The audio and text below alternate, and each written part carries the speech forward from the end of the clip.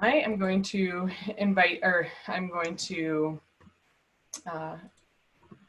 introduce Christopher Abbott and Brian Hedberg. They're the co-founders of Perennial Pantry, which is a Kernza processor and retailer working to accelerate the transition to perennial agriculture by scaling processing capacity and increasing consumer demand.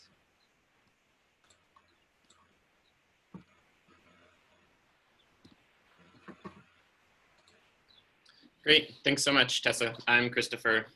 Brian. And thanks so much for having us today. We're really excited to share what we've been up to. We covered this a little bit when we talked about malting earlier in the week, but for folks who weren't there, Brian and I started Sprowt Labs back in 2015. We've developed that company, and today are seeing it as Perennial Foods. And Perennial Foods is the holistic farm gate to consumer solution for perennial ag. So we're focused on our roots in grain processing innovation, and then taking those processed products through to market, direct to consumer and wholesale. And we see our company made up of 3 divisions. Sprowt, where we started, we've developed malting equipment, and we've now taken that through to cleaning equipment, dehulling equipment, and are excited to continue applying our experience that we've developed in hardware innovation to figure out how to process Kernza and future perennial crops. About a month ago, we launched Perennial Pantry, our new direct-to-consumer food sales brand, with a crowdfunding campaign that we'll be talking about today. And then we also, for several years, have been reviving heritage varieties of small grains, and see that piecing into this puzzle by being able to offer annual transition crops for future perennials that are still in development, to try to expand our supply chain and get consumers ready for new crops as they come online. Yeah, so earlier this year, we started selling Kernza wholesale via our Sprowt Labs website, and part of our experience, or our experience there was very positive. But when COVID started happening, we realized that wholesale wasn't going to be as much of an option, and we started to explore the possibility of direct-to-consumer sales, which is something that we had talked about for a while, but hadn't had a timeline for it exactly. So with that in mind, we, as Christopher mentioned, we launched Perennial Pantry via a crowdfunding campaign with a variety of partners, the Land Institute, Forever Green Initiative in University of Minnesota, Beth Dooley's Kitchen, and the Artisan Grain Collaborative. Our goals were largely to assess consumer interest, build brand awareness, strengthen partnerships, and create opportunities for citizen science. So as I mentioned, we partnered with a variety of players. A really important and exciting part of the citizen science campaign was the opportunity for consumer engagement and education. A lot of people have seen Kernza in a variety of forms, but most people don't know what it is. And it was an opportunity to, the citizen science component is an opportunity for us to engage with consumers in a more meaningful way, and to give people the opportunity to create recipes and build on the wealth of knowledge, or start to build a wealth of knowledge around how to use Kernza in the kitchen. We plan on sending recipes that we develop throughout this process, and that Beth Dooley develops for her Perennial Kitchen Cookbook, which is coming out later this year. We hope to send those recipes out and see what the community that we that came out for our campaign can use to generate more interest in recipes.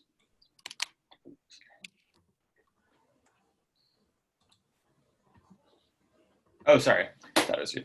Yeah, so a huge part of the campaign was also building a new brand.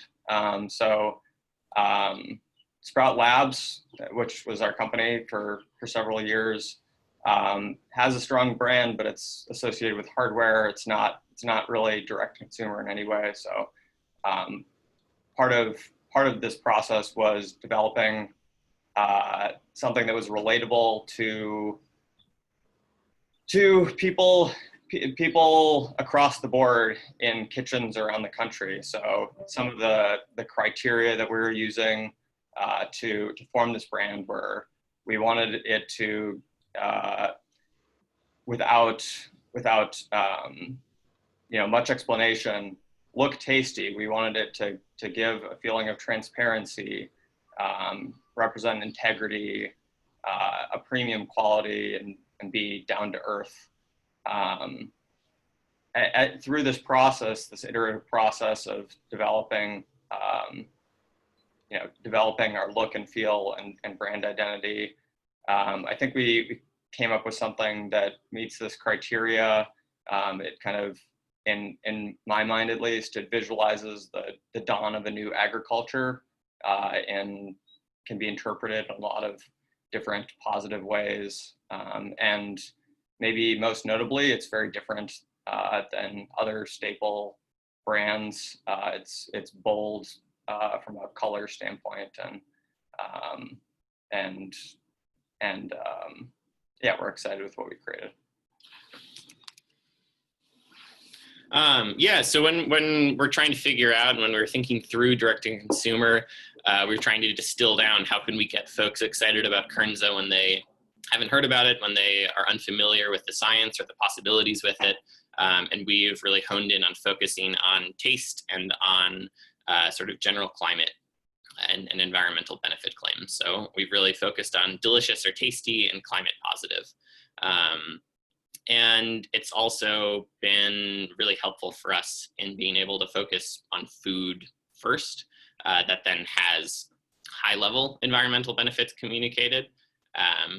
We're still new to this. We're still only have so much data and experience in working with these customers, but between the questions and the feedback we were receiving throughout this campaign and in getting into wholesale a bit before, we were really seeing sort of a lot of excitement for the idea, and not necessarily an interest from an average consumer to really dig down into an understanding of the details and how Kernza is providing some environmental benefits and could provide others that are still under research.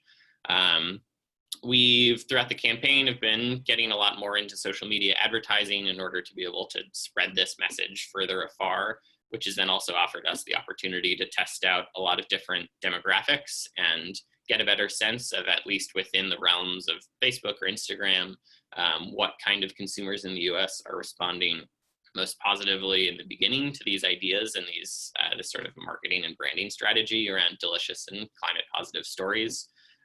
And the folks, the groups that are responding at the start are concerned baby boomers and vegetarians.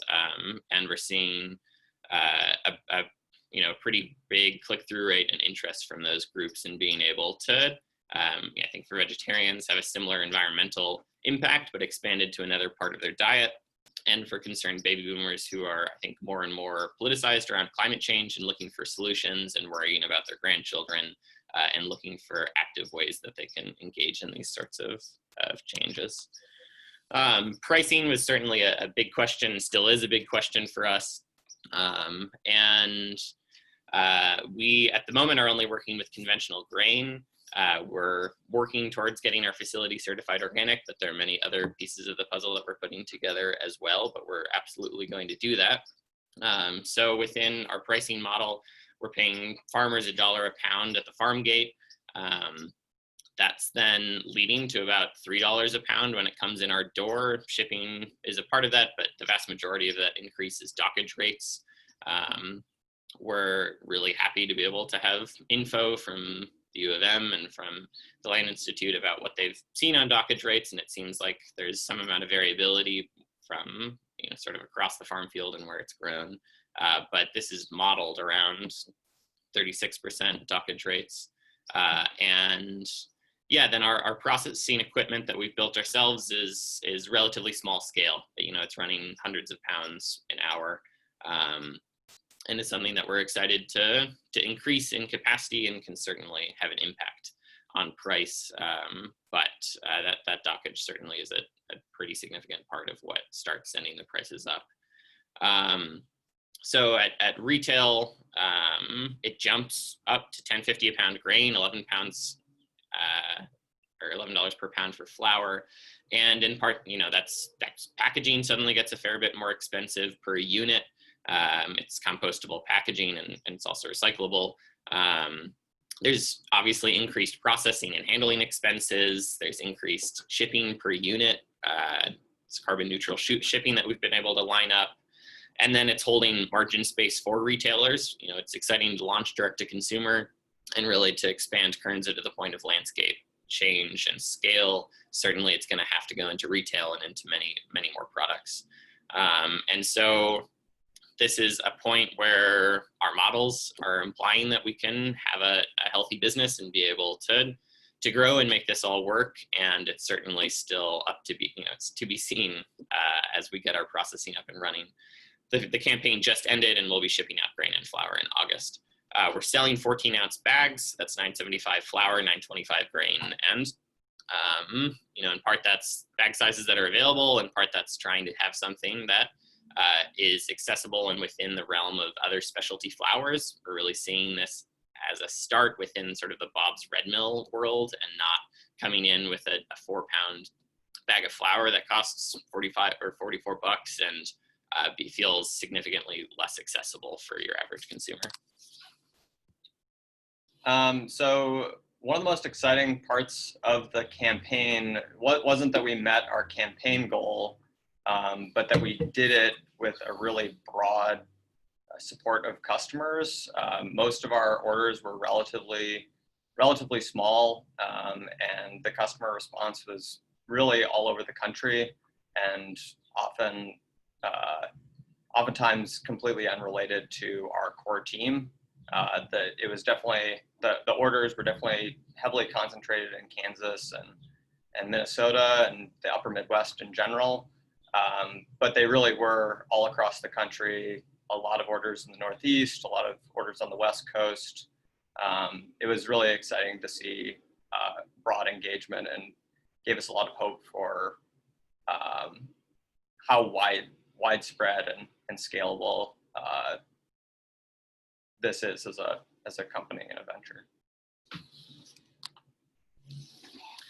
So some of the challenges that we've been reflecting on since finishing the campaign and figuring out how to move forward with this, you know, it's mostly awareness. Kernza has definitely received a lot of really exciting and positive press coverage. And there's still many, many, many more people to tell about Kernza and to educate about Kernza. And then just that we exist as an entity, that Perennial Pantry is the place where you can go and order Kernza flour or grain online and get it easily and find recipes and be able to plug into this work and enjoy it easily. And so we're, you know, once we started seeing the trajectory of our campaign and feeling like, okay, we're gonna fund this, but it's not gonna be some, you know, 500% funded situation, we felt like it made sense to still certainly invest in our infrastructure, but buy smaller versions of our new mill and some other pieces of equipment in order to have more money to put into advertising, into storytelling, into expanding our network and being able to bring on future consumers and customers who are interested in could be interested in Kernza, but just don't know that it exists. So despite these challenges, there's plenty of room for expansion. Advertising and consumer education are really expensive, but there are a lot of people in the US, and even getting a tiny fraction of them interested and aware of Kernza could be huge. We're planning on continuing efforts in consumer education through the Citizen Science Project, through internal recipe development at Perennial Pantry, building building recipes. We recently hired a chef part-time to really work on building out recipes. And the more content we have available, the more traction we can get online, and that can translate into more orders and more real-life engagement. We also, in terms of advertising, we have really, as Christopher mentioned earlier, worked to develop our Facebook and Google ad campaigns, and we hope to ramp that up as more and more people engage with our product. Yeah, we also we're looking for additional pantry products. So we see room for growth in transition crops, like annual cover crops and kind of the stepping stones to perennial agriculture through regenerative practices. We also hope to embrace promising new or existing perennial crops. So sunflowers, hazelnuts, flaxseed, black beans, consumer products using Kernza, or like additional consumer products using Kernza, which Christopher will cover in a second. Yeah, so we're also have done some amount of product development since this winter and see future direct-to-consumer opportunities around things like all-purpose flour or mixes, and think that if we can mix some amount of Kernza with regeneratively grown wheat, we can probably come in with a much lower price point and something that's also even more immediately translatable into sort of one-for-one use within recipes. And so I think it's really exciting that food scientists are exploring this much more in depth than we can, and that breeders are thinking about how to continue improving Kernza. And for now, it makes sense to us to start going down these paths to really get it into more kitchens. And then we're excited about exploring tempered flours and malting. And I think that's what we have for you today.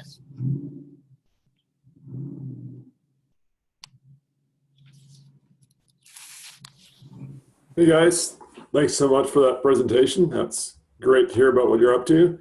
Got good time for questions here, so I will bring up my question. I see we have some already, so I think we'll have a good number. Claire asks, does Perennial Pantry get their clean grain from HFI, or are they contracting directly with farmers? So we're cleaning our grain ourselves, and right now grain is coming through our connections at the U of M and Forever Green and from farmers in Minnesota. And then we have a variety of other farmers lined up that we've had some samples tested and are excited to be able to bring that grain into our shop soon. Yeah, so you haven't contracted, you've kind of waited, see what's on the market available, and then buy it at that point. And certainly we're, I think that we're trying to get this engine up and running to be able to then have the cash flow to start contracting out with farmers. Good. Another question here from Don. What is the color code on the customer map? The color code, it doesn't mean anything. It was purely to make the map look more exciting. So they're all from different locations. Cool. Sorry about that. That's confusing. Another question from Claire. Is your goal to source everything certified organic eventually, or will you have space to buy crops from farmers in transition or non-certified organic? I'd say our values are in the organic world. And so we're excited about moving towards that and being able to scale that. And we certainly believe in being able to support farmers who are transitioning into organic systems. And just from a logistics standpoint, it's made a lot of sense for us to figure out all of the other pieces of the puzzle before certification. When we've talked with certifiers, it's basically that once you have your whole processing flow in place, then it makes sense to get certified.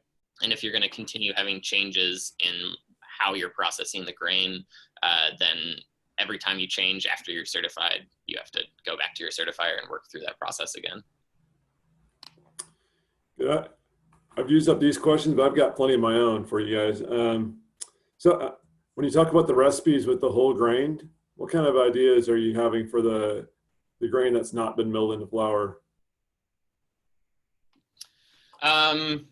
So we just brought on a chef part-time who's doing some of this recipe development for us. He's worked with Forever Green and spent some time in the food science lab within Forever Green. We can pull up a document right now, but I think he's really excited about risottos, about grain bowls, about par cooking it and getting it put into other recipes, experimenting with puffing. I think, known things that food scientists are going after, and our goal is really, can we make it accessible? And it's not going to be necessarily the top of the line recipe, but something that your average consumer can get and start working with. And one thing I'll add there is that most of the instances where we've seen Kernza locally, at least, have been dessert and sweets focused, and we're really trying to focus on developing savory recipes for Kernza to show the versatility that it has. Have you been able to get the grain clean enough in that the whole unmilled grain? That's something we're very actively working on. So we have sort of fancy winnowing equipment that we've built that's not a gravity table, but is density-based cleaning equipment, and that can get us far. And then screening, and then we're actively developing vision-based color sorter in-house and trying to figure out a way to have something that can deal with ergot, but sort of tamper down the air control systems to be able to not blow away the really light kernels and not have huge waste rates. Let's see. With your name being Sprowt Labs, I've wondered if you're into sprouted milled flour as well. Is that something you've been doing in your business or looking into? We haven't done that. I mean, the core that we have built around has been small scale malting equipment, and we've really just been focused on the craft beer supply chain within that when we focused on malting barley. But now with this malting grant that we have focused on Kernza using our equipment, that's certainly interesting. We have Beth Dooley as a part of that grant and is aimed at using malted Kernza flour, which is really just sprouted flour for culinary uses. And I know George at the U is going to be pursuing that as well, sort of in collaboration with us. So I think it'll be experimented with, and we haven't done that yet. So you mentioned the wholesale market. Of course, it's been and being hard to move into that market right now. Is that mostly restaurants that you had targeted there, or what was your wholesale objective? Yeah, it was in part working with Connie Carlson at the U and her networking and efforts to get Kernza into wholesale markets around Minnesota, and then just other folks who have been finding us. So it's been more Minnesota focused, but we have been shipping further afield, and it's been mostly breweries and restaurants, and then some amount of folks who are making consumer products with it. But we're excited about moving it into any company that's excited, that's able to be licensed and is excited about using Kernza and telling that story effectively. I know one of the challenges with a new grain like this is the supply and demand issue, and how do you start one without the other? And it's great to have you guys set up as a place that can use this grain. I'm just wondering, how do you deal with this kind of uncertainty of, I know you won't know how much grain you're going to have next year, and so how do you approach that uncertainty? Yeah, I think one advantage we have is that we are very small still, so we're pretty nimble, and the uncertainty is there, but it's less scary in my opinion because of our size. Yeah, totally. And then I think that in our experience so far, we're aware of a lot of grain that we could buy. So we feel like we're fortunate to be connected into networks and aware of farmers who are actively looking for markets for their grain, and we think that we can make that happen. And I think a big part of that is in being able to do processing ourselves. We can, I think, accelerate the ability to work with sort of any lot size, and are happy to seek out where the grain is. I see another question came in from Carmen. Any insight into how you arrived at the $1 per pound farm price? That was in collaboration with the folks working on commercialization and the modeling based on for conventional or for not certified organic, for grain plus forage working together to then have a 20% premium over conventional, competing crops per acre. And it's certainly at the point with lower yields where it works with forage. It doesn't work without forage. Right. And then that if it's not, the grain pricing, if it's a 20% premium over commodity acreage pricing, no forage, it starts getting astronomically expensive for consumers. Right. Question from Claire Keene. Approximately how many pounds of Kernza did Perennial Pantry buy or use last year, and what's your projection for 2020? We launched it a month ago and started processing and shipping in August. So no, last year.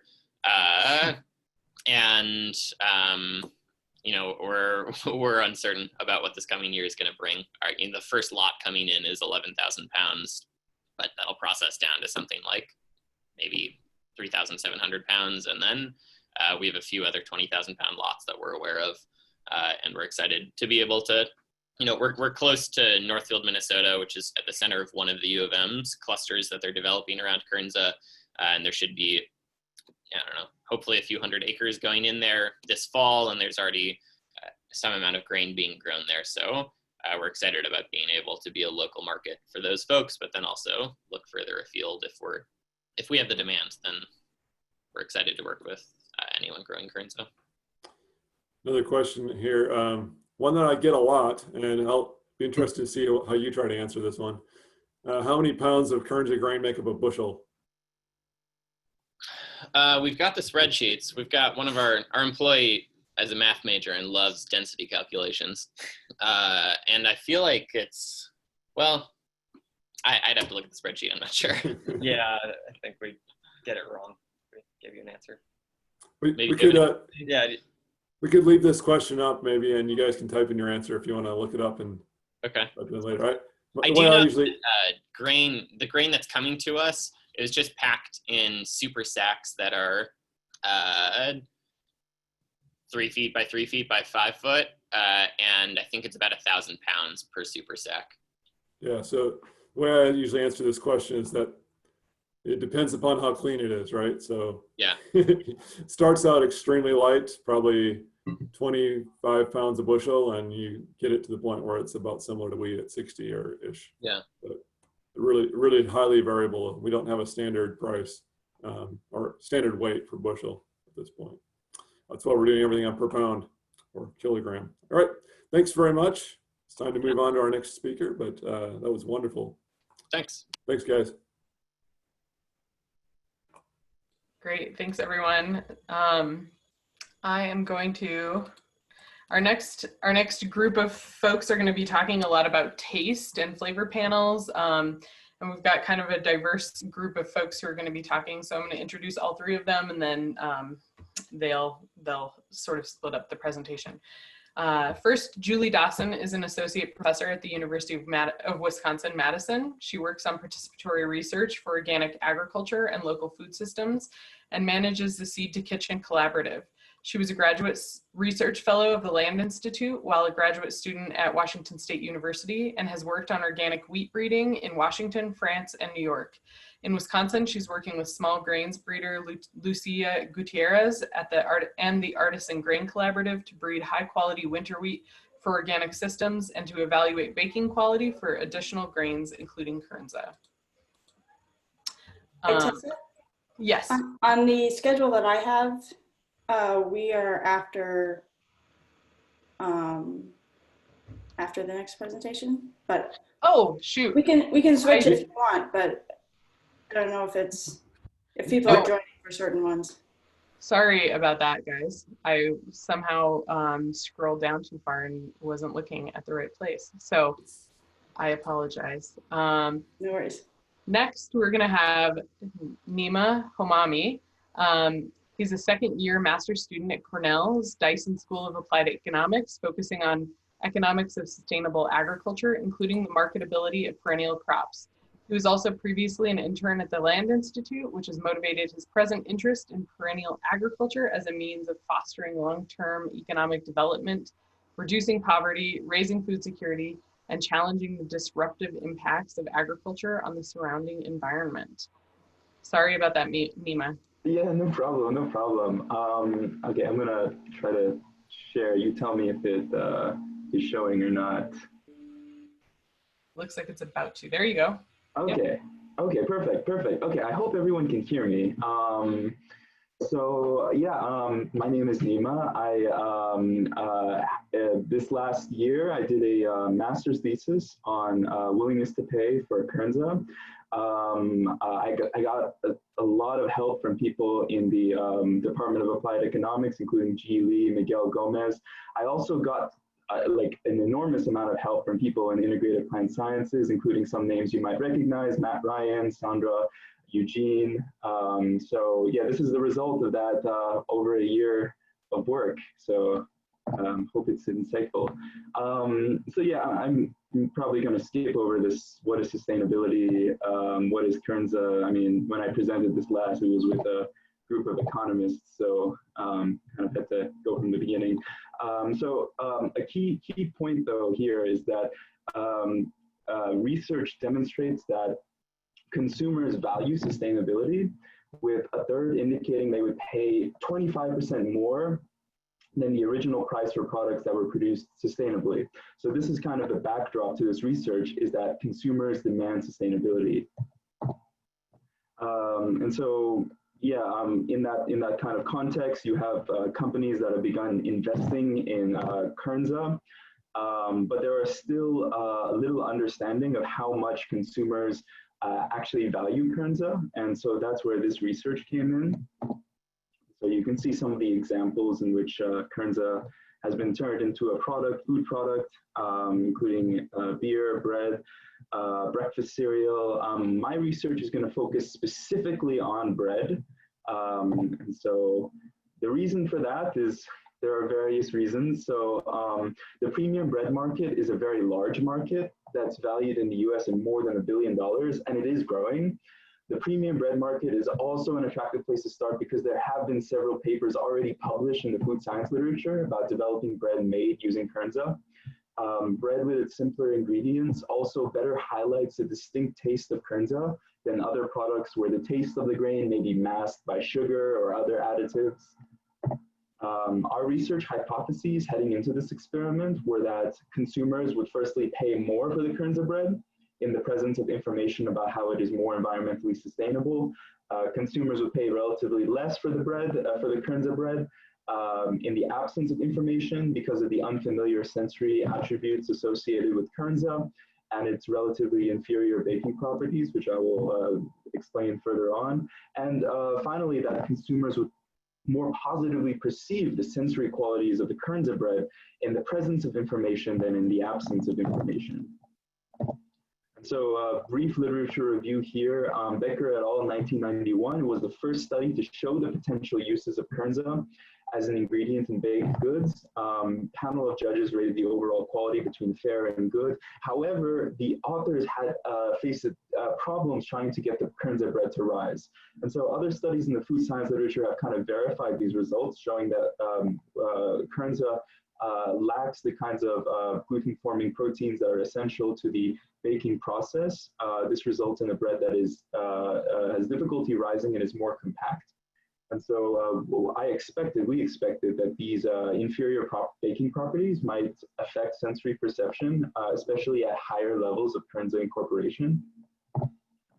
You can kind of observe this effect in these different breads made using different levels of Kernza incorporation. So on the far left, you have 0% Kernza, you have larger pores, you have a lighter loaf, whereas as you increase the incorporation rate of Kernza, it becomes darker, it also becomes more compact, and the pore sizes become smaller. So you can kind of see the rheological difficulties baking with Kernza. Another part of this literature review is we want to look at the effect of production system labeling on consumers' sensory liking of a product. And so, basically, the findings from the literature show that, in general, production system labeling does increase consumer sensory liking. However, the effect of labeling is conditional on moderating variables such as a consumer's attitudes towards the environment. And so we expect that if we were to label Kernza, with Kernza labeling, it would induce a moderate positive effect on sensory liking. And so with regards to measuring willingness to pay, which is kind of the highlight of this study, what is the willingness to pay for Kernza? Because really there hasn't been a study looking at this previously. There are a variety of ways in the literature to measure willingness to pay. One way is a hypothetical survey in which consumers just straight up say what their willingness to pay is. This is problematic though, because consumers have no incentive to really state their true willingness to pay. It's not incentive compatible. Consumers may overstate their willingness to pay if they want to be seen as caring more about the environment. Another approach to measuring willingness to pay is actually an experimental auction. So in this kind of format, participants are given a cash endowment at the very beginning and asked to bid on different products such that the amount that they bid will determine the final value of their endowment and whether they're able to take home any of the products. This process is incentive compatible, which means it's more likely to reveal consumers' true willingness to pay. And so the two most popular auction formats are BDM and second price. BDM was used because it avoids the overbidding bias that is found in second price auctions. I'll explain more about what BDM auction entails later on. But with regards to grain sourcing and bread information, our grain was sourced from farms in upstate New York in the summer of 2018, hammer milled into flour in April of 2019. We used 4 different bread varieties. 2 were Kernza, 15% to 25%, and then 2 were control varieties. Those were a spelt control bread and a whole wheat control bread. The breads were all sourdough. They were baked fresh for each day of the experiment. You can kind of see actually the different bread varieties that were used here.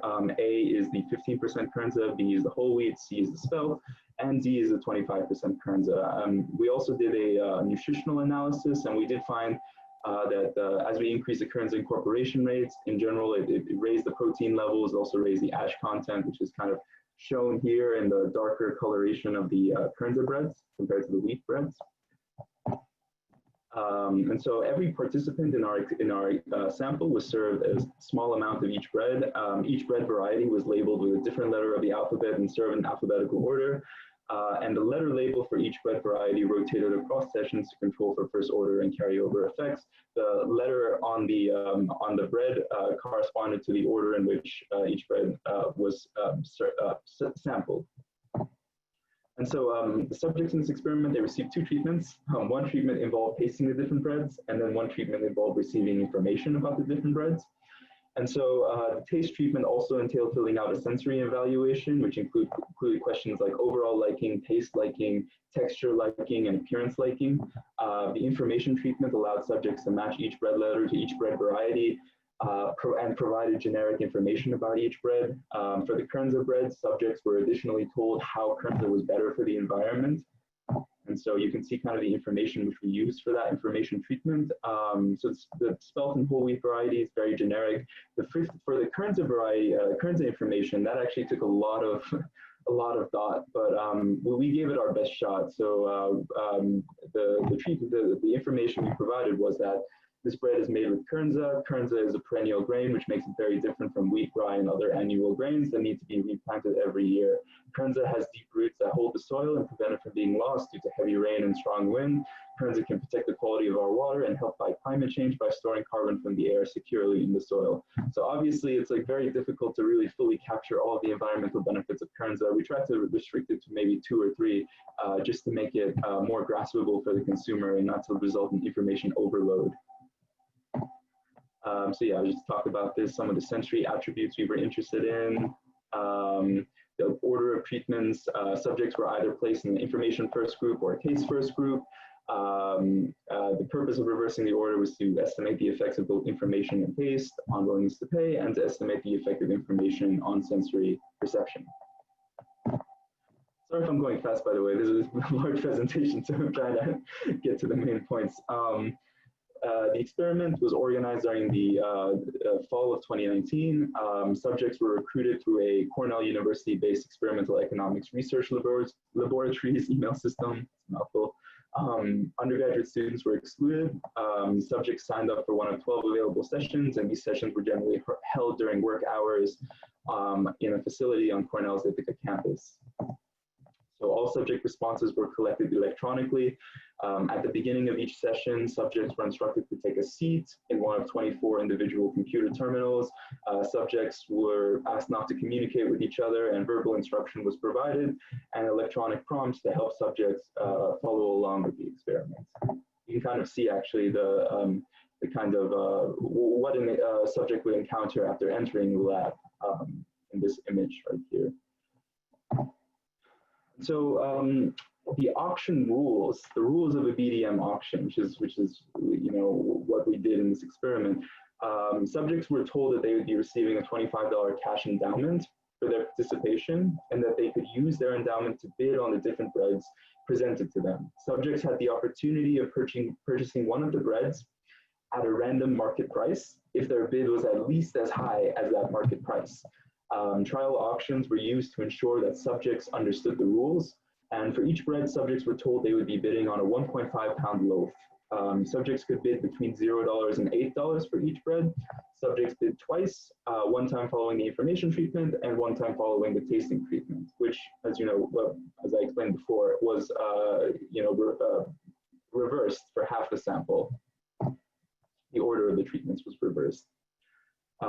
After the second round of bidding, subjects were automatically told which bid was randomly chosen to be binding and whether they would be taking home any bread. Subjects were finally asked to complete a short questionnaire, including basic demographic information and information about shopping preferences. So this is the kind of empirical model we use. I mean, I can go into depth about the econometrics, but yeah, I mean, it might be a long discussion. So it was we used a panel random effect Tobit model. So basically you have willingness to pay here as your dependent variable. You have XI, which represents individual covariates. You have this dummy VJ, which is bread variety J, treatment status, and then the interaction effect of treatment and variety that just represents the effective information on relative willingness to pay for bread J after receiving information or after tasting it. So yeah, we also, of course, this is the empirical model for sensory perception, very similar, except we use a generalized least square model here. And so the data on individuals that we collected, the demographic information, included information on income, gender, race, household size, age, primary shopper status, where an individual shops for bread, how often an individual consumes premium bread, and how hungry an individual was at the start of the experiment. So to describe our sample very briefly, I get the main findings here is that the sample skewed highly educated. 78% held at least a bachelor's degree. It was more female. 76% of the sample were women, and it was younger. 65% were younger than the age of 45. We also find here that around 1 in 5 of the sample reported mainly buying their bread from a natural organic grocery store, bakery, cafe, or farmer's market. Around 2 in 5, 38% reported consuming premium bread. For 3 or more meals per week, one out of every 3 reported never or rarely consuming premium bread. The results, okay, interesting section. Okay, I'm gonna go slower for this part. But so the mean bid for a loaf of bread in this experiment was $2.18, which was significantly lower than their $4 to $6 market price. We did a statistical test and found that the overall liking, taste liking, and appearance liking for the control breads, that is the spelt and the whole wheat, were significantly higher than for the 25% Kernza. Appearance liking and texture liking were also significantly higher for the 15% Kernza than for the 25% Kernza. You can kind of see the results here.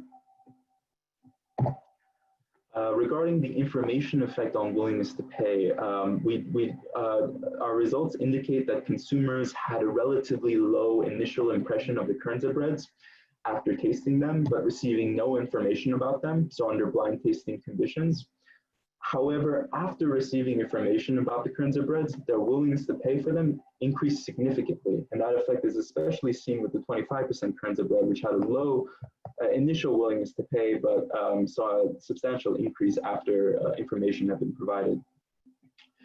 When we looked at predicted second round bids for the different bread varieties, we see that in fact the 15% Kernza seems to command about a 6 to 7% premium over the control breads, whereas the 25% Kernza does not seem to command a premium here. Regarding the taste effect of on willingness to pay, we see here that actually the consumers had a relatively high initial impression of the Kernza breads after tasting them, or not after tasting them, sorry, after receiving information about them, but not tasting them. So when they had just been provided information about Kernza's environmental benefits, but hadn't tasted it, they had a pretty high initial impression. However, once they did taste it, we see that, you know, at least for the Kernza 25%, it did drop their willingness to pay. And we actually observe when we look at second round bids, when we look at willingness to pay, that there was a 5% premium for 15% Kernza after tasting and after receiving information about it. But there was no premium from for the 25% Kernza. Again, in this, our results seem to point to 15% Kernza being much more competitive with the control breads than the 25% Kernza variety. And so with respect to information effect on sensory liking, we find that among all consumers, I mean, the coefficients we see here are generally positive, which indicates that yes, it did increase overall liking, and it did increase taste liking of the Kernza breads after information had been provided. But we see that the coefficients tend to be higher for the pro-environment consumers. And we identified the pro-environment consumers using a question asking subjects to rate their personal accountability or personal measures they took to reduce their environmental footprints. So we see here that among the pro-environment consumers, the coefficient is much more positive than for all consumers category, which shows that as a moderating variable, one's environmental behaviors, one's attitudes towards the environment is important to understanding just how much more you value Kernza, after you're presented information about it. So summary of our findings, consumers will pay more for the Kernza bread after receiving information about how it is more sustainable. So from 13% more for Kernza 15% to 19% more for Kernza 25%. Relative to the control breads, 15% Kernza captures a modest premium in all treatment groups. The higher Kernza incorporation rates seem to introduce relatively undesirable sensory qualities. And this is evident even comparing like 15% Kernza to 25% Kernza, which is still a comparatively low Kernza incorporation rate. But even with that comparatively low increase in the incorporation rate, we notice a substantial decrease or a substantial relative decrease in the willingness to pay. And so the willingness to pay for Kernza 25% dropped 11% after tasting. And one final finding we found was that information can significantly improve sensory perception of the Kernza breads, especially for more environmentally inclined consumers. And that's an important finding because it would seem as if information on the environmental benefits of Kernza would not affect sensory perception, but in fact, just intuitively, because they seem so different, but in fact it does. And so that could be relevant to marketers. So in a premium bread market, Kernza products can be very competitive, especially in the presence of information. Without information, it's very hard to kind of capture a relative price premium. Marketers should be cautious, however, about incorporating Kernza in their products because at higher concentrations, it can lead to a compromise. It can compromise sensory quality. So that's our kind of findings. We received a lot of support from the Land Institute for this project, including Lee, who gave us a lot of useful advice about how to make bread with Kernza. And we also got a lot of support from a local baker here in Ithaca, Wide Awake.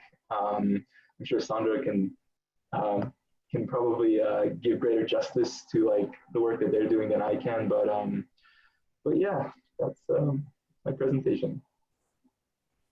Hey, thanks really much, Nima. We have a lot of questions popping up, so hang with us here and I'll pass them along to you.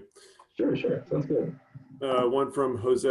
Was there a group that was given the information treatment prior to taste treatment, and then another group given the taste treatment before the information treatment? I would imagine there may be potential bias giving the information before testing. Right. So the question was like, did some of the sample receive the information first, and then some of the sample receive tasting first? Yes. Right. Yeah. So yeah, that was the so around half the sample was in this information first group, around half was in the taste first group.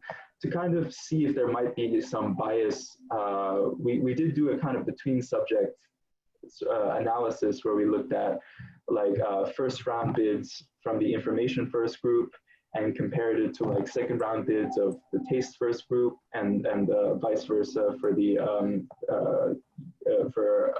understanding the effect of information. So we did try to control for that in our robustness tests. And so did it change the liking of the taste with the information first? Oh no, the results were very robust to between subject versus within subject analysis. Okay. Another question. What were the traits included in liking? The appearance, the taste, or texture, or what was it? Right, I glossed over that. Yeah, so it was overall liking, it was texture liking, it was appearance liking, it was taste liking. I think that was it. Yeah, four. Yeah, that sounds right. Yeah, and so we did see that. Yeah, and it seemed as in practically every category, overall liking, taste liking, appearance liking, texture liking, the Kernza 25% was kind of at a relative disadvantage. So, and then, but it was remarkable because Kernza 15% kind of held its own. So it just seems like that small difference in incorporation levels really made a big difference. Yeah, in the design process, I mean, I've had a lot of conversations with bakers, and there's a big difference there. So that was why we made that choice. So yeah, it really does have a big impact. Yeah. And another question says, any discussions with plant-based burger giants like the Impossible Burger and Beyond Burger? I'm not sure they're talking about in the burger or in the bun, but oh yeah, take a shot. So yeah, we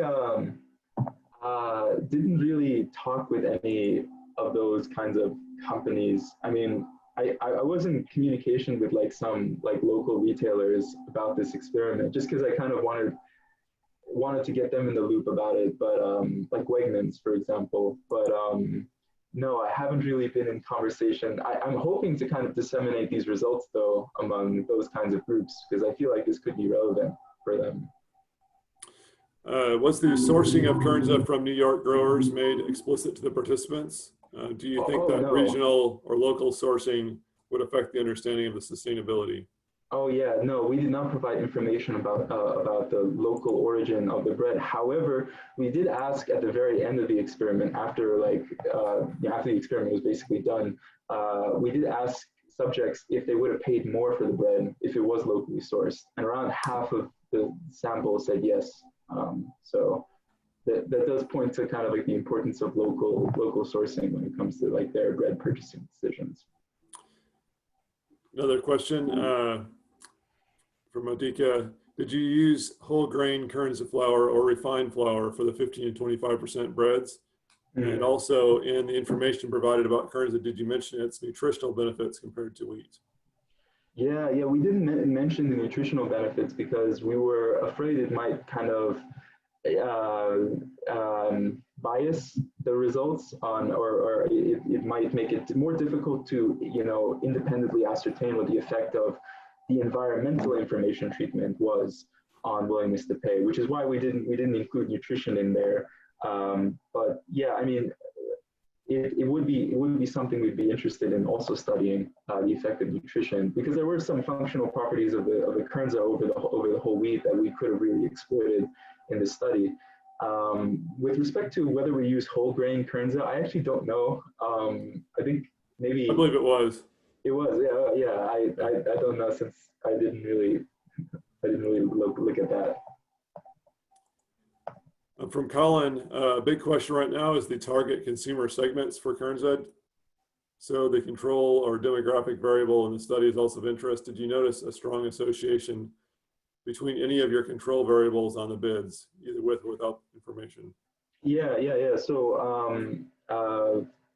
consumers who, for example, shopped at like specialty retailers, organic and natural food stores, predictably did have a higher willingness to pay than consumers who shopped at like a grocery store or a super center wholesale club. So that demographic predictably did increase, did have a higher willingness to pay. We also saw that consumers who more frequently consume premium bread also had a higher willingness to pay. Although, with respect to their, because they had a higher willingness to pay for all the breads in general, but I actually didn't see what the only thing we really focused on was like pro-environment consumers versus non-pro-environment consumers, and the discrepancy between their willingness to pay for Kernza versus the non-pro-environment consumers. And we did notice a significant difference there, but we'd have to see exactly what constitutes a pro-environment consumer. Based on the analysis, I did see they tended to be older, like than the people who were not pro-environment. So yeah, I don't know exactly. I can't tell you what really constitutes that demographic though. So Don Nelson did clarify. He was talking about a burger paired with a Kernza bun. Final question here from Sandra. Hi Nima, the subjects were a majority from highly educated backgrounds. How do you think other backgrounds with lower education might respond to the Kernza bread? Yeah. So it is interesting because I don't think education was really important in terms of their receptiveness to the information treatment, because when I looked at the effect of schooling on bids for Kernza, I didn't really see a significant effect. I mean, it could be that it's conflated with income, which is why I didn't notice a significant effect. But yeah, I don't know. I guess it's hard because our sample did skew more highly educated to really know whether such a premium would exist for non-educated or not as highly educated groups. We'd probably have to do a separate study. And so that's one of the constraints of the study as well, by the way, is that it was conducted in a university environment, in like a college campus. And so really for this to be applicable to other contexts, it would have to really take place on a larger scale and more of a retail setting. Yeah. All right, I think we're out of time. Thanks very much, Nima.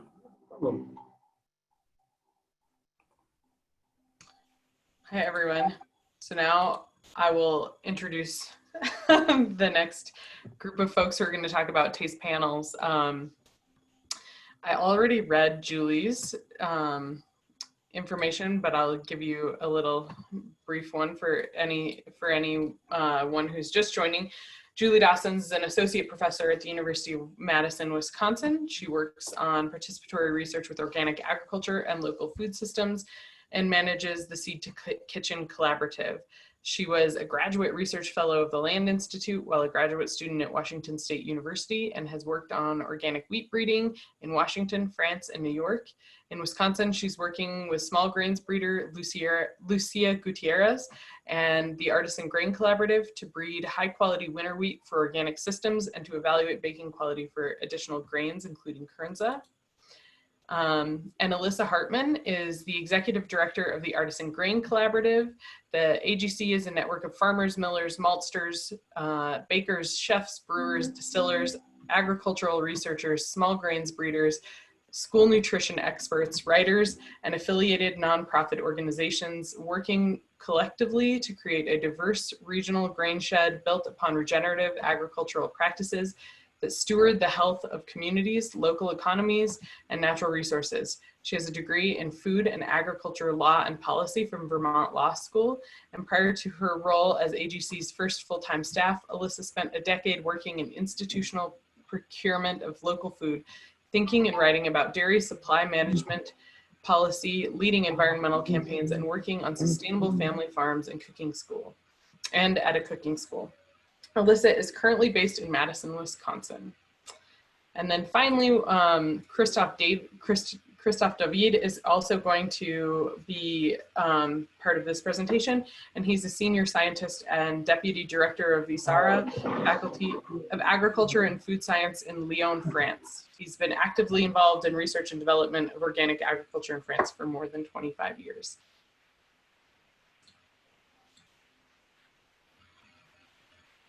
So, looks good, Julie.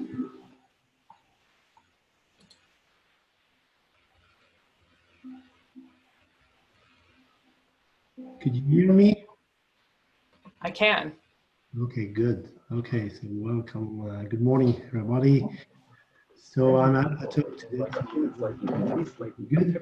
So we decided with Julie to introduce this by a few slides about the perception of perennial grain from processors. So this study conducted in 2016 was coordinated by Cornell University in Isara. The same thing that Nima mentioned, so Matt Ryan, Sandra Wayman, and other colleagues from Cornell, and our master degree student, Valentine Debray, who ran two online survey.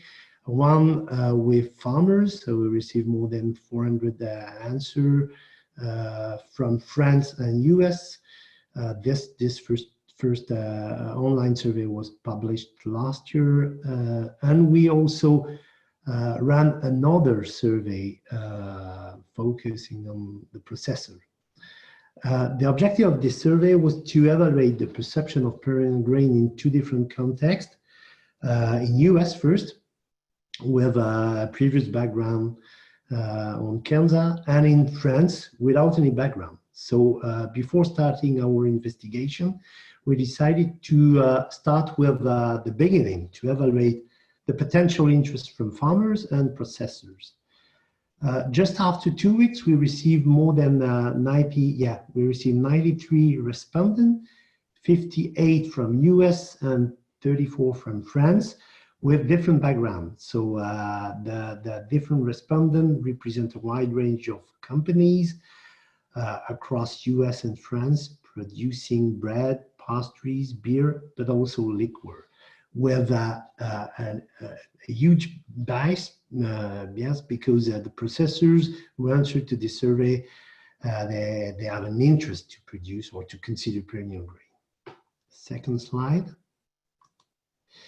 So what about some results about the grain characteristics? Traditionally, these processors consider some good indicators, and they mentioned that they reported that the protein content, the consistency of grain, and gluten content were the more important characteristic of grain, which is quite common for this type of processors. So we decided to investigate the Kernza by a very high protein content, but with some question around the gluten content and the protein composition. Next slide. A few indicators around the motivation and challenges. So this respondent consider that they asked for different ranking, different answer concerning the motivation, and they mention three major motivation, as Christopher mentioned before. Environmental values, he mentioned climate positive, which is more or less similar, the question of the flavor, and also the question of the innovation. So for us, it was good to consider that Kernza, the introduction of Kernza, could be a way to offer new products and new type of flavor. The challenge for these processors were first the question of the stability and the quality, secondly the cost, and finally the availability of grain, especially for France where the production were not available.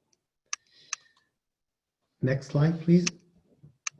So this year we decided to conduct like the beer we made with Christophe. We decided to conduct an extreme test because we decided to produce 100 persons Kernza bread without any sense of the quality.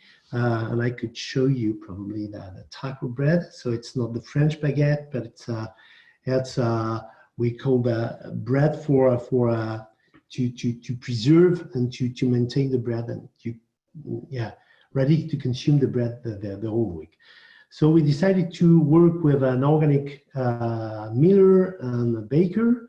We produce a typical bread made with Kernza flour and leavened wheat, and we introduce a high proportion of water. I just want to give you some the first impression from the miller and brewer, on the baker, sorry.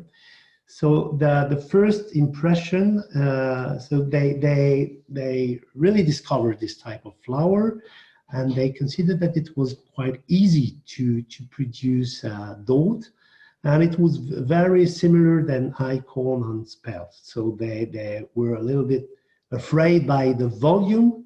As I mentioned, this one is a very, very low volume and weak textures, but it's without any improvements. So this is the first feedback from the bakers. Concerning the flavor, we did some consumer panel, we did some consumer sensory test with a group of consumers, and we obtained very interesting results. The first result is about the flavor. They consider that it's not similar, but there's a sort of specificity with Kernza, and it's interesting for the baker because he considered that he could introduce new product with Kernza bread. The other point is about the conservation. We got a very low volume and I can say a very traditional bread. We obtain a very good conservation, and it's important for the bakers and also for the consumers. And finally, they mentioned that such bread could introduce different type of flavor, but also to give you a combination of I can say technology benefits, but also other aspects like climate positive, as mentioned before by Christopher. Great, thanks, Christophe.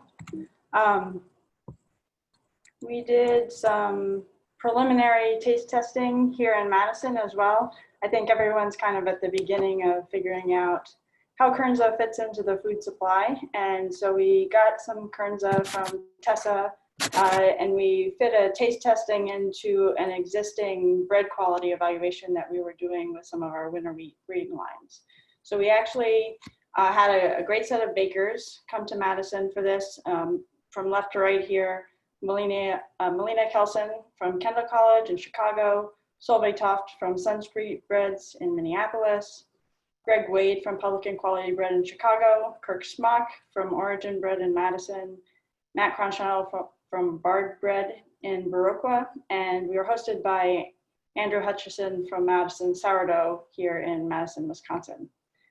We did a sourdough bread for the wheat, but since this was a preliminary taste test for the Kernza and we didn't have kind of the time to work on recipe development, we opted to do some cookies. So here you see we did a public taste testing. We have the bread on one side, and then we have a set of cookies on the other side, where we had a few breeding lines from a naked barley breeding program for organic systems, a spelt control, and Kernza. You can see the photos here. They were all made with the same recipe. And then we had the public taste testers that were coming in to evaluate the bread and cookies, rate them for appearance, texture, and flavor. We do some more detailed taste testing with our crew. Since this was preliminary, we didn't do that this time. We also were doing this right before everything shut down for the COVID crisis. So we kind of got in under the wire with the public taste testing. And so these results are preliminary, but I think we're going to do a more extensive taste test this coming winter if the situation returns to the point where we can do that. The results, we had 57 tasters.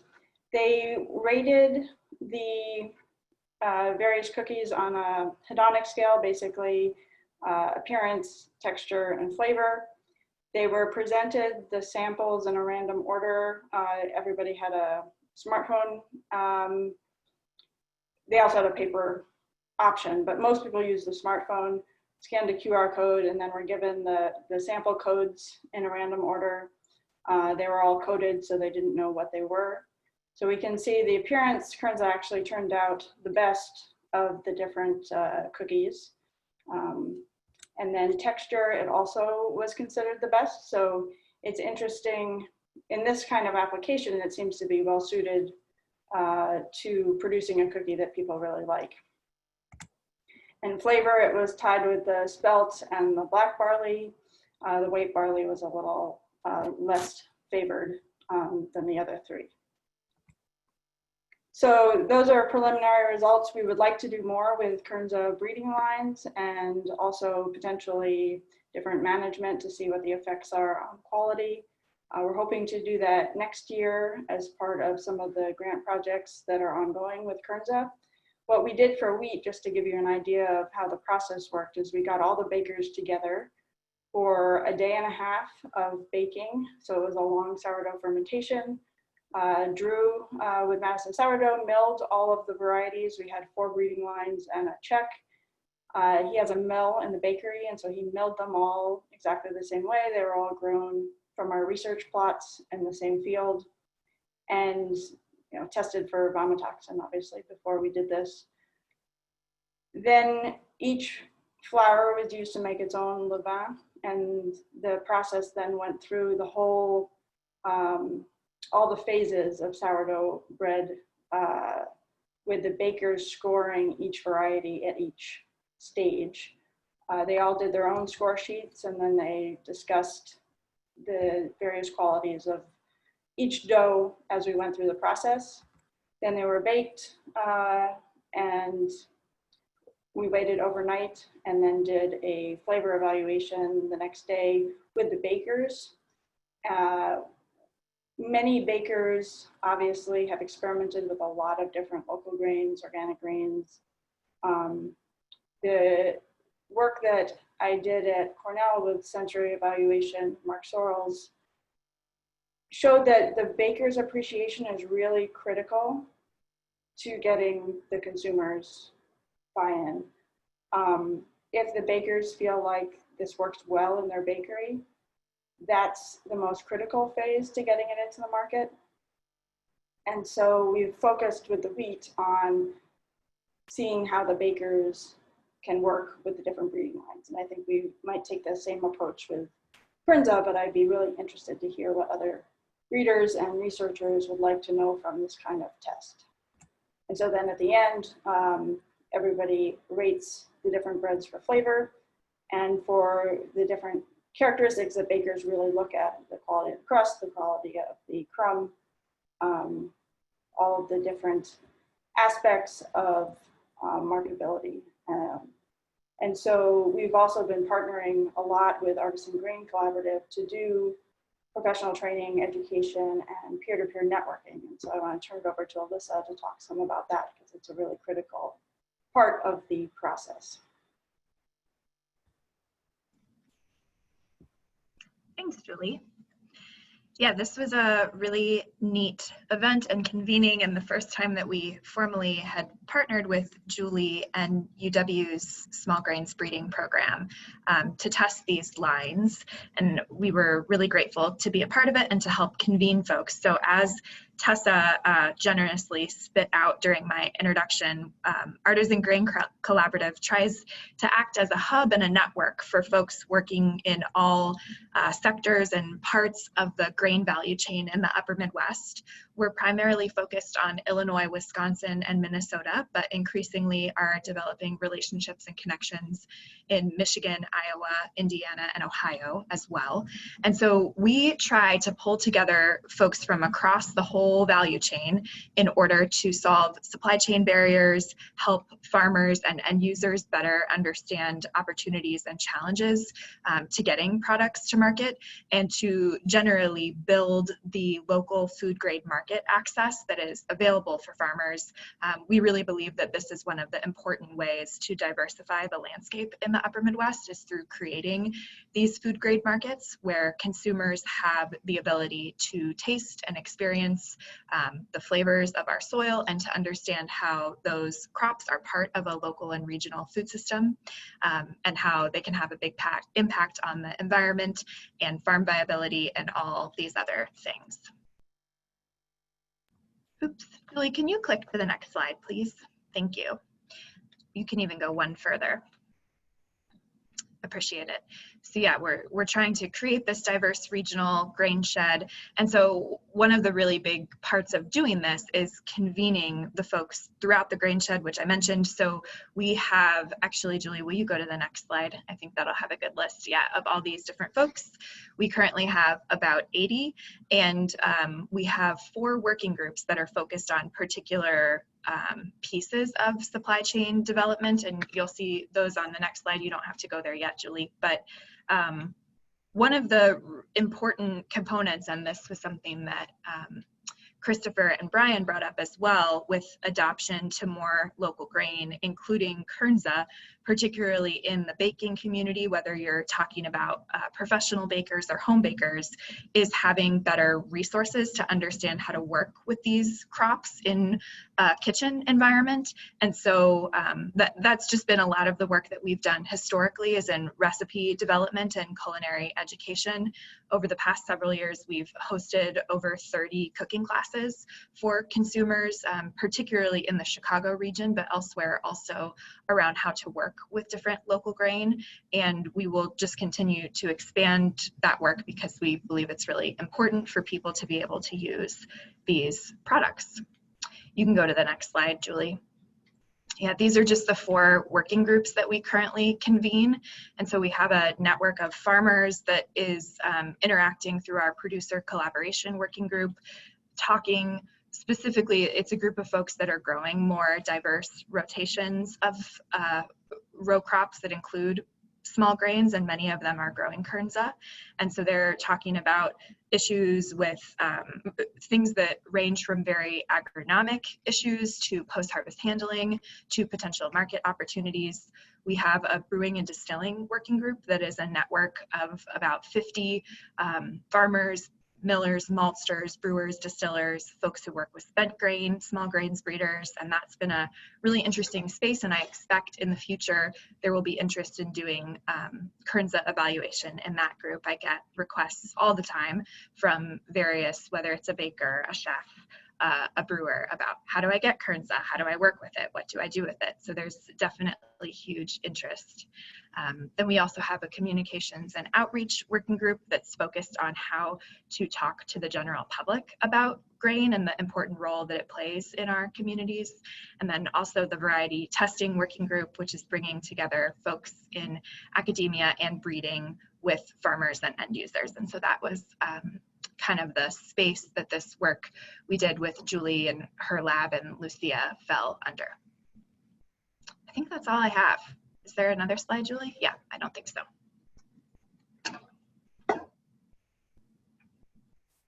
Great, so I think we can take questions, Lee, if you want. Great. Thanks. We have some coming in. First one's for you, actually, Julie. Says some flours are more difficult to work with than others during the kneading process, etc. Were bakers asked to rate the ease or difficulty of working with the Kernza dough? So we didn't do the Kernza evaluation in that whole process. That was the bread wheat, but that's the type of process we would use for the Kernza. I guess maybe they're talking about the cookie dough. Reading lines for the Kernza. The Kernza evaluation was just the public taste test of the cookies. The baker that did the cookies had no problems. So I think it works well in that application. We would really love to do more testing of different products with different Kernza breeding lines. And what I would like to know from the breeders and from other researchers is what type of information would be most useful to you. And then we're also asking the bakers and millers the same kind of thing. What do you want to test? What questions do you have that you need answered before you can use more of this? And so if breeders are on this as attendees, or if we could organize a discussion kind of going into this next season, I would really like to do a more, kind of rigorous evaluation of different Kernza lines for that process. I've got a question for Christoph. You talked about the word conservation as the quality of the bread. Maybe that's a translation issue. I'm wondering what that means to you. I think it's a French What does word. that mean? Yeah, because normally in France, we're using the French baguette, and it's a bread for just one day.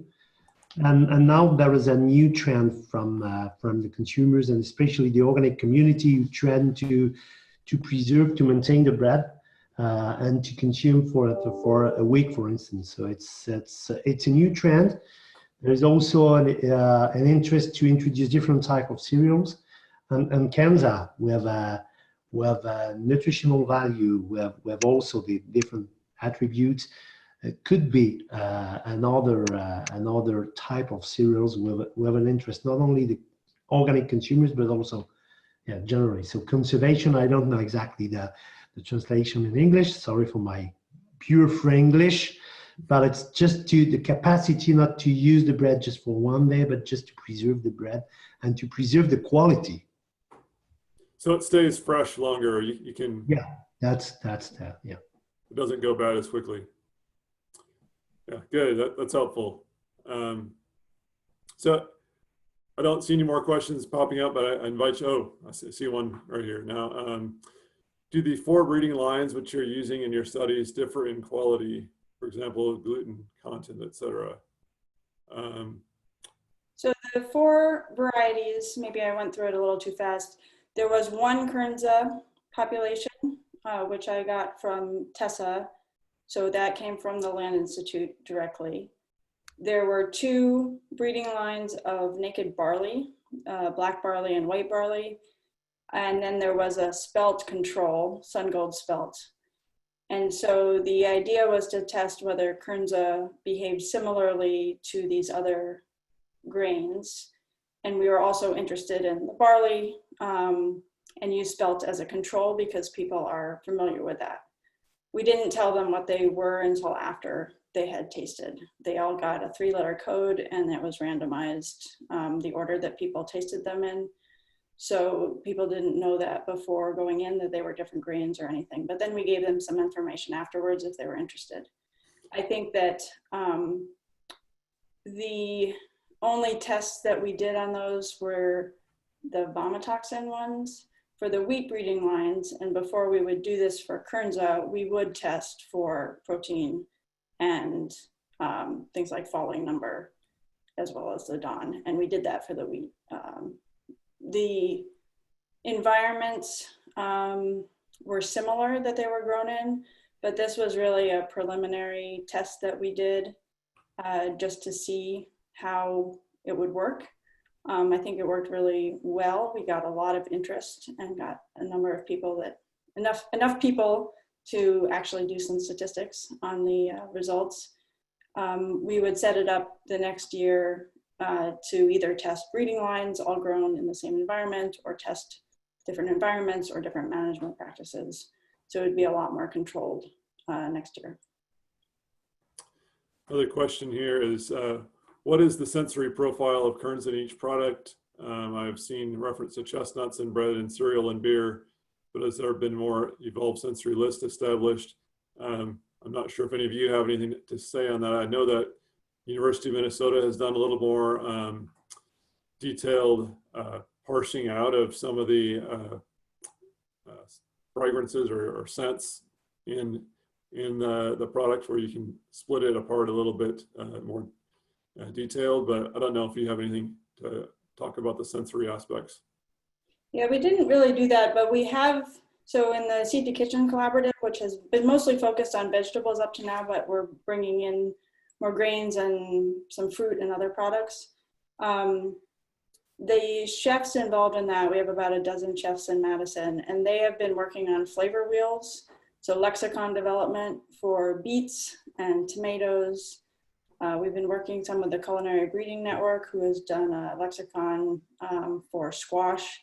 So I could certainly see doing something like that. It's a longer process because it takes 3 fairly intense workshops with the chefs to get that lexicon developed, but it's certainly something we could do. It helps to have contrasting samples of the same product. So we have tomatoes that vary from very acidic to very sweet to more savory. So having a wider range of Kernza lines would be helpful. And then we could also do a contrast with something like spelt or wheat and do more of a grains development. We did a bread flavor wheel for the sensory tests that I did while I was still at Cornell. And that could be used, I think, as a basis for the Kernza, but there are some different flavors in Kernza than you get in wheat. So we would probably want to also do some of the initial development with a group of chefs here. Great, thank you to all of our presenters. That was excellent. I think we're ready to move on to our next talk. Thank you. Great. So I'm actually giving the next talk, so I can introduce myself. I'm Tessa Peters. I'm the commercialization manager at the Land Institute.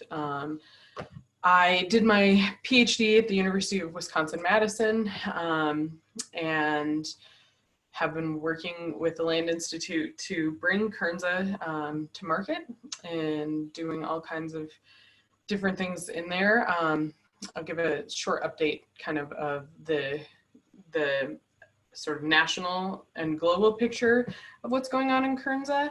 And then I'll be handing it over to Colin Cureton. And I'm going to go ahead and introduce Colin now so that I'm not juggling screens and things. As the supply chain development specialist for the University of Minnesota Forever Green Initiative, Colin supports the commercialization of new perennial and winter annual crops for the upper Midwest, including Kernza, winter camelina, pennycress, perennial flax, hazelnuts, elderberries, and others.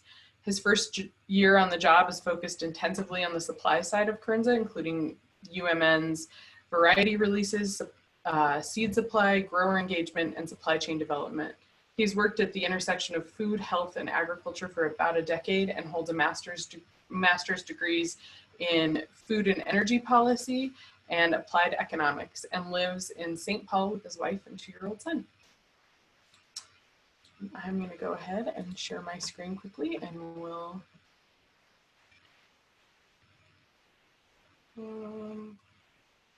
strangely, I'm not seeing the screen I need to share.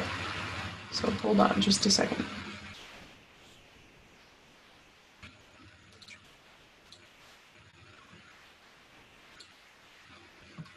Here we go. Now it's appearing. Great.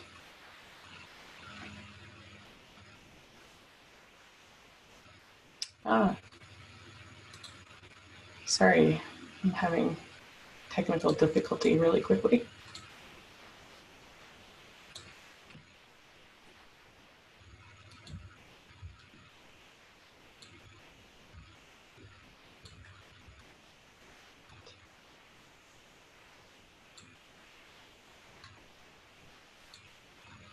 I don't know why suddenly it doesn't want to share my, there we go.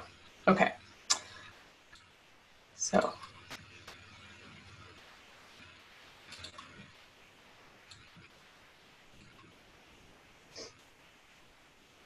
All right.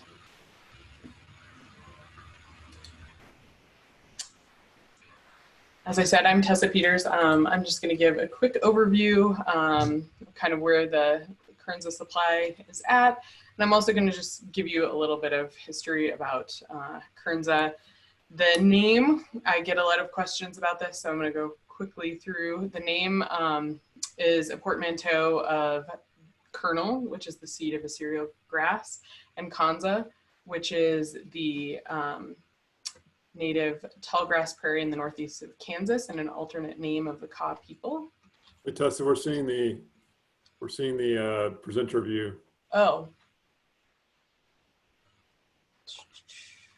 interesting. You can just go ahead if you can't solve it. It does work. I think it's probably just easiest to. It doesn't matter to me. There are no notes or anything, so you'll just know when I'm getting toward the end.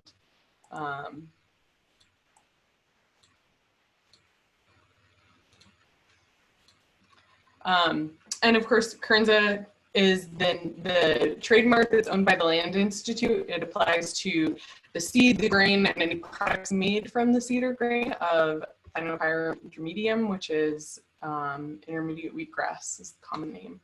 And currently, there are about maybe a little bit more than 2,224 acres in the US. Some of those acres are really small research acreages and things like that that maybe are not producing large amounts of Kernza or even really entering into the supply chain. But let's say it all was that last year we saw an average yield of about 500 pounds an acre, which is about 150 pounds an acre cleaned, dehulled. So that 500 is at the farm gate. The clean and dehulled, that's about a 30% difference. And then that would total about 300,033 pounds of Kernza that would be potentially entering the market. Like I said, this is probably an overestimate because some of those acreages are really small or attached directly to research, and so they're not actually going straight into the grain market. The goals of Kernza commercialization are to bring that supply up so that it meets the demand. We've seen that there are many companies and things that want to get involved. So we want to bring that supply in line with the demand, but we want to make sure that the value of the grain is for the social benefits, the ecosystem services, and that it's valued for its perennial nature and its delicious flavor. So we've learned a lot about flavor this morning, and it does have a unique flavor. So learning more about that and how to continue valuing that will be really important. I get a lot of questions from growers about how to get involved. The process is that you can apply online through the landinstitute.submittable.com. That application is reviewed by me, and I follow up with any questions or invite growers to learn more in a variety of ways. We host monthly grower calls, potential grower calls where folks can ask questions. Lee is generally on the line for that as well. And if you are approved, then I send you a detail of the Identity Preserved program and a licensing agreement. Once the licensing agreement is signed and uploaded, I also send a link for uploading it. Then I sign it and send it back and provide folks with a list of seed sources. Important things to know about this are that no herbicides or pesticides have been approved for use. So that's a continuation of what has already happened in the past. We have not had any herbicides or pesticides approved by the EPA for use on Kernza. or on intermediate wheatgrass as a food product for humans. So for folks who are used to intermediate wheatgrass as a forage, they can use sprays, but then that grain cannot be harvested for human use. We're also really focusing on growers who have the ability and the desire to plant more than 20 acres of Kernza. That's because we've found that generally folks who are getting used to this crop, the combines have to be set differently for such a small grain, and smaller acreages tend to not have very good yield, because by the time you have your combine set, a lot of the grain has blown out the back of the combine. And by the time you're shipping those really small amounts of Kernza back and forth to be processed, to be cleaned and dehulled, and then shipped on to the buyer, that really eats into the profit margin when you're shipping really small amounts of grain. We really focus on growers who have the best potential of being successful with Kernza, and those growers generally have experience with either small grains or forage grass seed. And we really like to let growers know that this is an experiment. We're really at the beginning stages of understanding how to grow this grain at scale, and data sharing and working with researchers and networking with other growers is a really important part of what's going to happen, as well as taking a lot of data in terms of just whatever your management practices are, so that we can gather that kind of information and hopefully develop more best practices and more understanding of how to grow this grain at scale. Approved growers have to grow approved varieties. And right now, oops, wrong way. And right now there are 2 approved varieties: Minnesota Clearwater, which Colin is going to talk a lot more about, and TLI C5, so Cycle 5 out of Lee DeHaan's breeding program. As other varieties are released, we will obviously add them to the list. So we're hoping that genetic improvement increases the number and robustness of all of these varieties. So of course, with that variety improvement, we expect to see more even maturity on the seed heads, which you heard a lot about in the first couple of days of this webinar series, and also seed size, sustained yield over years, reduced shattering and free threshing, all of those things. And then we've been working on improving the seed supply and making sure that we have a stable seed supply. So there are about 120 acres currently of C5 that are dedicated seed production acres. Prior to Minnesota Clearwater being increased for seed, the entire sort of seed supply chain had really been such that if grain hadn't been purchased on the market, it was being diverted into seed. And so there was the potential problem of having, germ problems and things like that. So we're really trying to work now with seed growers and seed companies to improve the quality of seed that's available on the market and make sure that there is a stable seed supply moving forward. We're also working on implementing data collection mechanisms so that we can understand farmer innovation and feedback that research to growers, to other growers, and to the researchers, so that we have a better idea of kind of what it is we need to know. And we're working on disseminating those research, those best practices that farmers are innovating on through Kernza.org. So if you go to Kernza.org, this is sort of a view of what the website looks like. There's under the resources tab a bunch of resources for growers.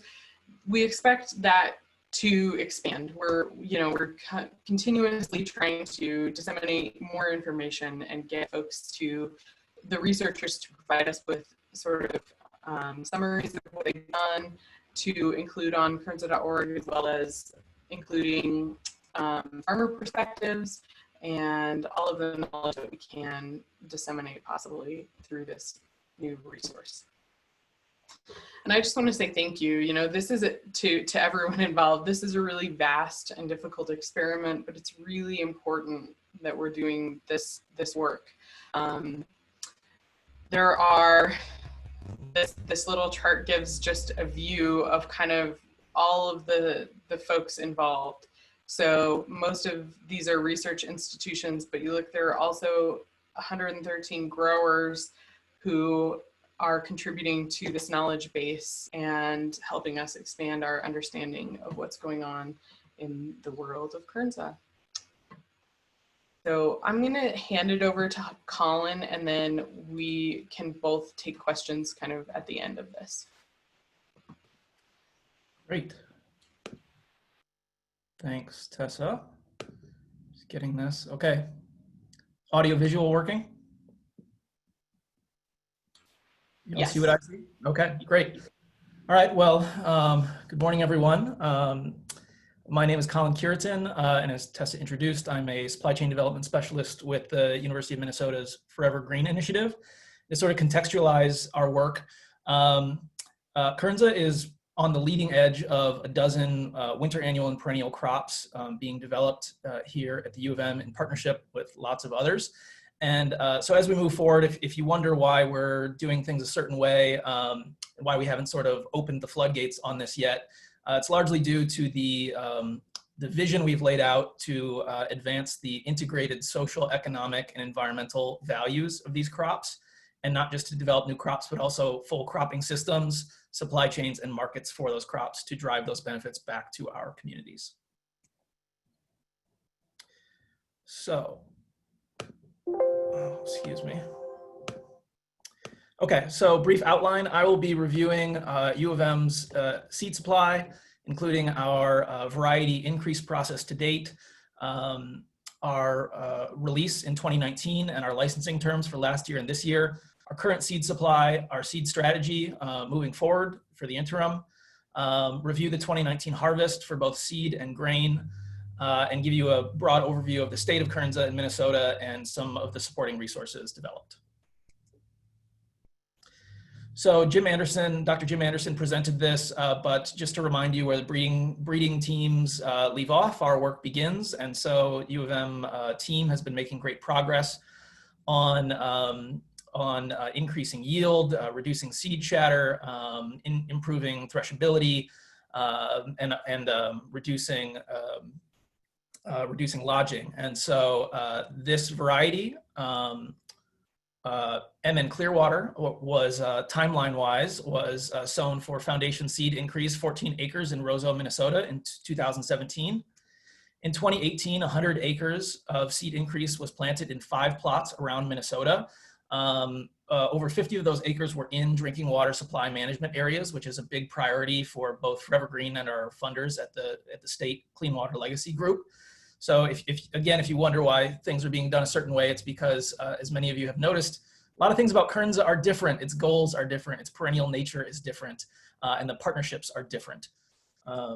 In 2019, we released this variety in limited quantity, basically August 1st, which you all know about the Kernza production cycle. Nobody wants to be releasing a variety on August 1st, but I started in May, and it took a bit of that year. It took a bit to organize that full approach, and we had the seed available. We just needed to put all the pieces together and launch that to a limited set of growers. 85 of those seed increase acres were harvested for seed. 15 ended up going for grain, certified organic grain. And in 2019, no new intentional seed increase acres were planted. We were trying to handle everything going on as it was. And in 2020, U of M is continuing to vet and approve growers, working with third parties, including Minnesota Crop Improvement Association and our contracted seed processor and distributor, Minnesota Native Landscapes. We expect distribution of virtually all our available seed, and we're in the process of initiating co-exclusive licenses for a subset of seed companies to launch this out into the marketplace in a somewhat controlled way for an interim set of maybe, say, 3 years. And the goal for 2020 on the seed angle is to add somewhere in the realm of 100 to 150 acres of new seed increase acreage to keep up with demand. So for our release, we released about 5,000 pounds of seed with a very solid germ rate from the 2018 harvest. Important thing to mention is that many of you know this, that the nature of Kernza production cycle is such that acreage sown in, say, 2017 was harvested in 2018. It can be a challenge to whip around that seed and plant the same year. So you're essentially planting the harvest of a crop that was sown 2 years back. So that kind of highlights the how intentional this process needs to be. We sold that seed at a very affordable rate. Given all the risks involved, we had strict licensing and vetting terms. Growers are licensed under non-exclusive variety licenses. We added about 120 acres by 7 commercial growers and released seed to 2 industry partners. So for 2019 and 2020, our seed licensing terms are as follows. We have a set of kind of stronger required or top priority terms, as well as vetting preferences that Tessa reviewed. I can make these available to you afterward. They're all consistent with what's been discussed so far. So you might wonder, how does U of M actually work with the Land Institute to vet and approve growers for Kernza? There is a process for that, and as you can see, that process is a bit complicated, which highlights the kind of bridge stage that we're in. That process involves the Land Institute, U of M, and our third party, our partners. There's an online intake system with the Land Institute. Minnesota growers and other select inquiries are forwarded to us, those that align most closely with our vetting terms. Approved growers will move through a trademark and variety licensing process. That's in this step 4. A seed sale is executed by Minnesota Crop Improvement. Seed is distributed by our contracted partner. We're now at a scale that MCIA is not able to work at for this new crop. And so we brought on a new partner to do that. So this process works, but it's time intensive and it's communication intensive, which is why we're trying to move toward licensing a small group of seed companies. The 2019 Minnesota Kernza harvest, this is just U of M related plots. There's other plots in Minnesota, but we supported the coordination of the harvest of 38,000 pounds of primary product harvested for seed. About 34,000 pounds of that was aggregated on farm with a partner in central Minnesota. Virtually all of that was processed by Minnesota Native Landscapes, and we now currently have 22,500 pounds of seed clean, bagged, in storage, and ready to go for 2020, which is quite exciting. I don't think we've had that scale of seed available to date in organized fashion here at the U of M, so that's quite exciting. Grain, we supported the harvest of about 30,000 pounds of primary product. About 12,000 pounds of that sold immediately. Another lot is being processed in batches, working with the startup business you heard from earlier, and we'll be supporting their direct-to-consumer sales. And we did have one lot, at least one lot, that didn't make spec. Some facts and figures that might be of interest to you. We've tracked the costs in this system, and I'd like to share a few of those with you. We are seeing a very wide germination rate across 5 lots, unfortunately toward the kind of middle lower end of that range you see. So our seed supply has several lots in the 50% germ rate. Others are in the 80 to 90% rate. We're seeing about a 40% loss in the seed cleaning process. The total costs incurred in this process were about $65,000, or what works out to a finished per pound seed costs of $3.08 per pound. And I've broken out the costs there for you to see. And to clarify, that's per finished pound. So that doesn't mean we're paying $1.66 per pound of primary product. That's the cost involved in bringing 1 pound of seed to market. And we're moving toward a $5 per pound price on pure live seed so that we can account for variable germ rates. Some early trends in Minnesota commercial Kernza production. You see here basically relying on Land Institute germplasm in the early years, as makes total sense, in 2011 to 2016. And then really a full shift to the U of M's germplasm starting in 2018, planting about 150 acres per year in 2017 through 2019. But we're really at this kind of turning point or inflection point in 2020 where we can scale a bit more.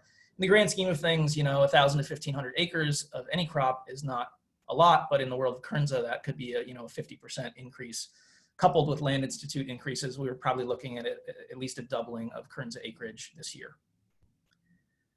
Summarizing MN Clearwater production, we currently have about 20 plantings in Minnesota. Or sorry, that's total, commercially available plots. Average size is on that lower end, about 500 pounds per acre.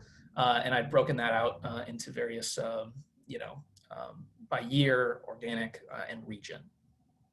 Our grain supply, as I mentioned, about one lot sold pretty much immediately to partners. We reserved 400 pounds of that to provide to a local craft brewery, as you can see here, that I drank in my garden, the Suds via Bang Brewery. We've reserved 300 pounds of certified organic food grade grain available for industry samples, which my colleague Connie Carlson has worked with Tessa and our partners at Sprowt / Perennial Pantry to organize that system. That other lot of about total was 13 or 14,000 pounds is a bit was processed early on, the rest is moving now. So their online store tells me Perennial Pantry is currently sold out of the wholesale volume, but you can still access grain or flour by supporting their crowdfunding campaign.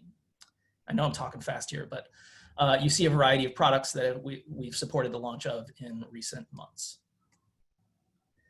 So just to highlight, very cautiously here projecting, but based on what we know, we're looking at a fairly substantial increase over the coming 2 years, relatively speaking, in Kernza grain of what's available, moving toward basically an order of magnitude increase over the next 2 years at a minimum.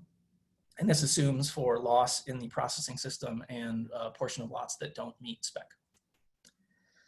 And to give a kind of update on the state of Kernza, I just wanted to share that this is kind of how we're trying to track and keep organized our work and the current state of play of Kernza. Markets work well when there's good information.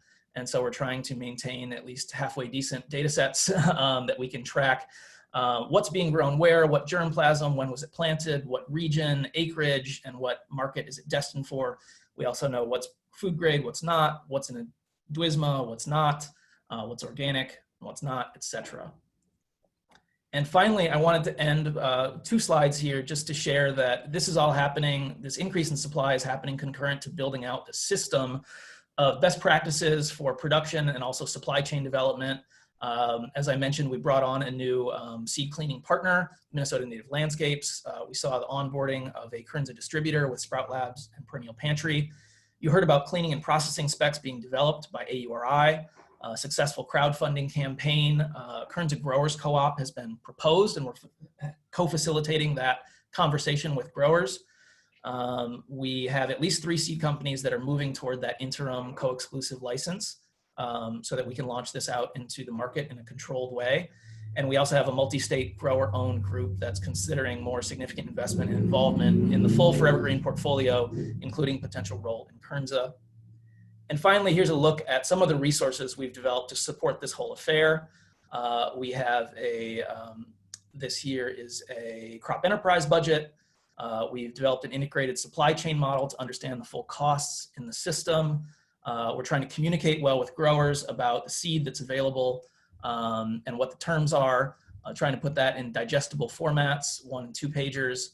You heard about Riley's work at AURI on process flows to bring new supply chain partners online, thinking through processes to kind of standardize all of this, trying to track good information on what's being produced where and how, and the Kernza Grower Guide, which supports growers to use best practices on all this. So that was all pretty fast. Sorry if I spoke too quickly, but I think we're at an exciting point of growth and expansion, and I'd be happy to take 1 or 2 couple minutes of questions here. Thank you. Great, thanks for those presentations. Perhaps you'd like to take the first question, Colin. What will herbicides be approved for Kernza growers in the future, and if so, when? Sure, so my understanding is that herbicide trials are underway right now. And so I would defer to the agronomy team on the timeline for those. And I'm sorry, I can't be, I don't have a clear answer for you, but I hesitate from, you all know in the Kernza world, you gotta be pretty cautious about saying what's gonna be ready when, but that process is started with multiple institutions, I believe linked up with the variety trials. So, yep. Tessa, do you have any comment on that?